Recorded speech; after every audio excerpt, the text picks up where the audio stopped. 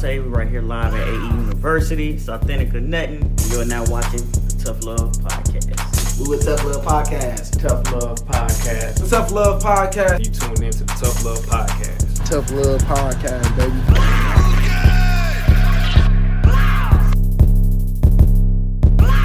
I just wanted to touch on the subject a little bit because I have an opinion about it. So these things I always mention to artists that get, even a little bit of notoriety, all the way to superstardom, to where these guys at, to the level that they were at. Artists never, ever, and this is just being honest, man, this is what I have witnessed. Artists never understand the level of their celebrity. When I said that, to say it one more time, artists never understand the level of their celebrity. And in this case, I honestly believe that I can be wrong on that, because I believe that Takeoff understood the level of his celebrity. I believe that Quavo also understood the level of his celebrity. The thing is that, you at a dice game at a bowling alley in Houston, Texas. Everybody got the drop on it. Everybody know where you at.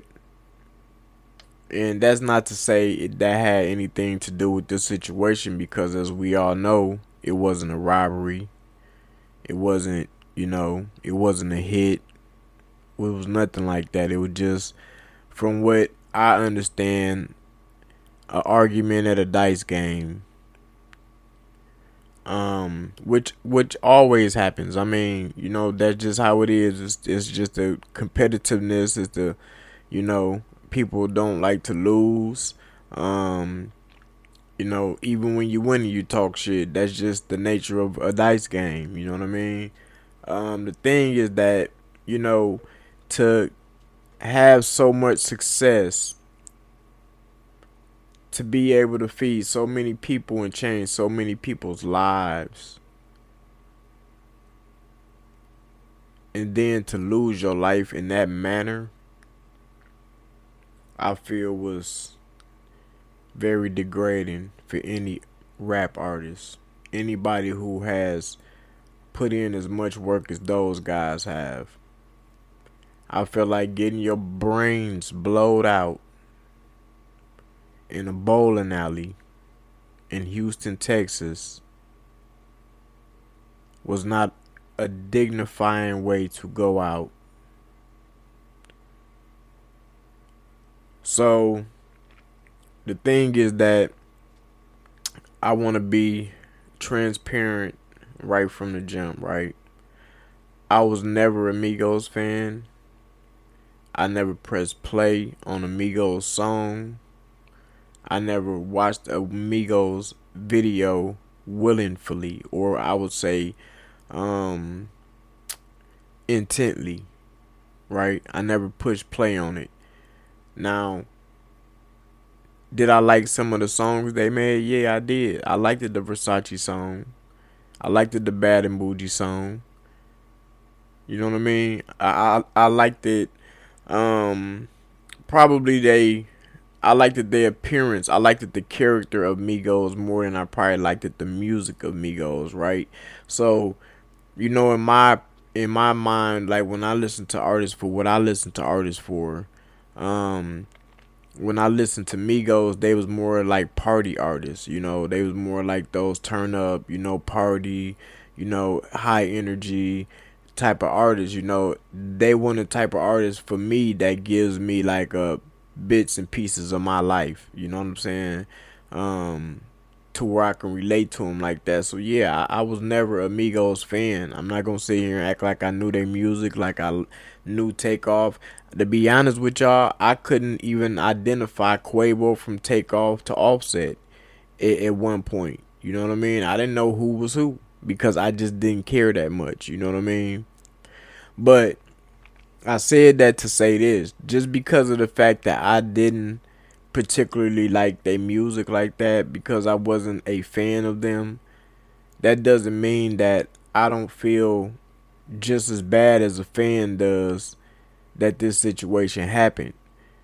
And that's because one thing, no matter if you like their music, if you not, if you like their music or if you don't, if you hating on them or if you're not, you can never take away what they brought to the hip hop culture. They literally changed hip hop culture in a way where it's significant, okay? They literally changed hip hop culture.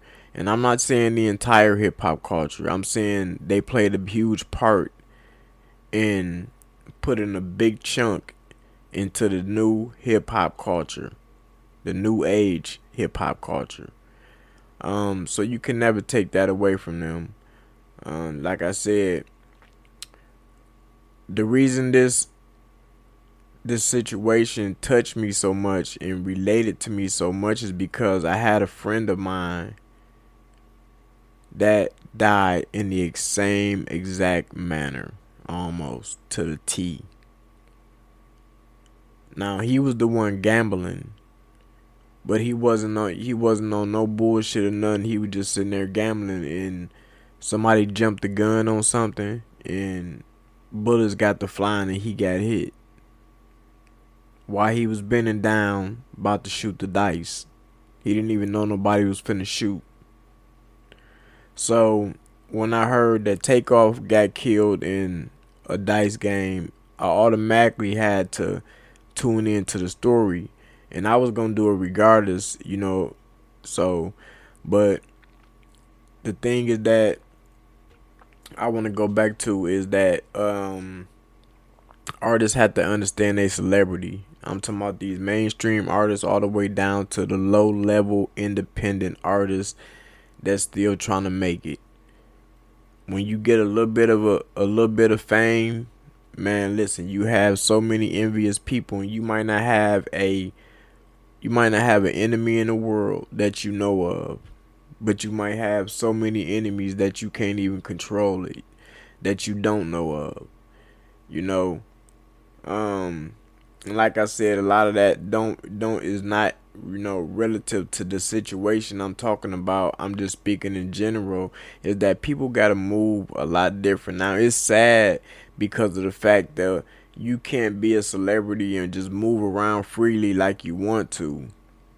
You know, you can't go in and, you know, take the same adventures a normal person would be able to take without having a ton of security around you, or, you know, your life just being at risk because of the fact that you out in public. It's sad that you can't be a celebrity and just go and do the basic things that normal people do. But that's just the world we living in right now, and you have to protect yourself from that until it changes, or indefinitely. You know what I mean?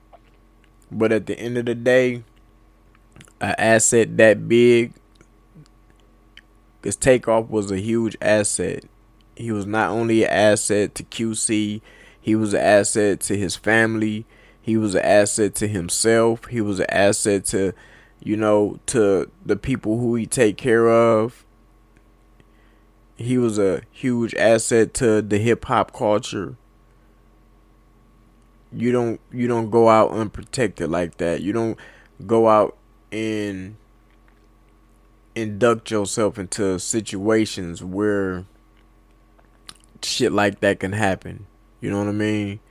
And I'm gonna be honest, like, just from, you know, body language, or, you know, even just word of mouth rumors or whatever, everybody saying that Takeoff was kind of, you know, he was just laid back, chill. He was just chilling while they was gambling and all that. You know what I mean? You know, just that type of shit right there is the simplest shit. You can just be doing absolutely nothing, but it's all on the environment that you put yourself into. You know what I mean? Now, we all hood niggas. We all just want to be niggas. You know what I'm saying? At the end of the day, I'm a hood nigga. When I get rich, I don't feel like I'm gonna stop doing what I do as a hood nigga. You know what I mean? But, you know, I feel like they feel the same way. Like, niggas is from the ghetto, man. We just, this is what we do. You know what I'm saying? Like, we around what we grew up, knowing this shit. So, I just think that that's where they was at with it. They was comfortable with saying, hey, we can go to this dice game, man. It's gonna be some more niggas there, you know what I mean? Rich niggas and shit, man. So we all good, you know what I mean? But it's always that nigga, man. You just never know. You know what I'm saying? It only take that one nigga, man. You know what I'm saying? And then when y'all come in and, egos get to flying and shit like that, niggas get to pumping their chests out and all that shit because don't nobody want to feel like they the lesser man and shit. That's when you get situations like what happened with Takeoff. You know what I mean? If the reports are true that Quavo got into an argument with the nigga while he was gambling with him. You feel what I'm saying? That was probably more of an ego thing than, nigga, you fucking my money up thing. You know what I mean? So, I just really want to touch on that, man. It's really sad that we had to lose yet another artist to the hip-hop music culture. And it's starting to become a trend now. Almost every year, we losing a very important artist that brought something, contributed something to the music industry in some big type of way. Whether they did it real quick or over time. And it's sad, when I did the research, I counted 10 mainstream artists who died since 2018. 10. It's 2022 right now. You know what I mean?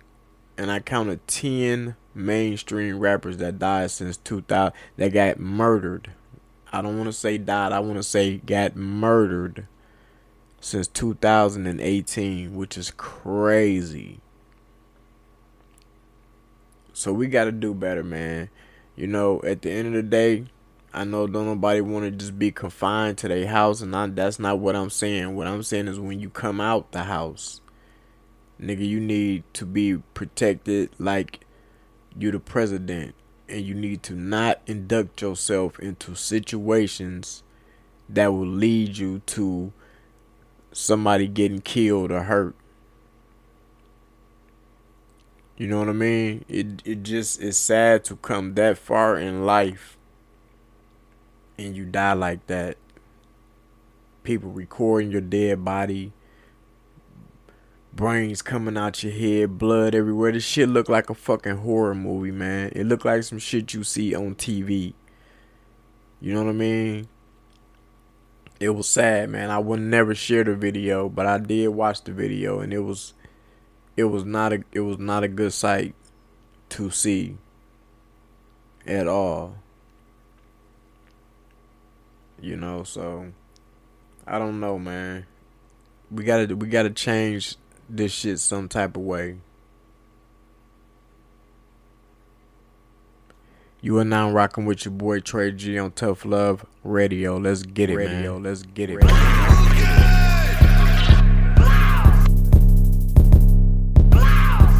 DJ Guate, we right here live at AE University. It's authentic or nothing. You're now watching the Tough Love Podcast. We with Tough Love Podcast. Tough Love Podcast. The Tough Love Podcast. You tuned into the Tough Love Podcast. Tough Love Podcast, baby.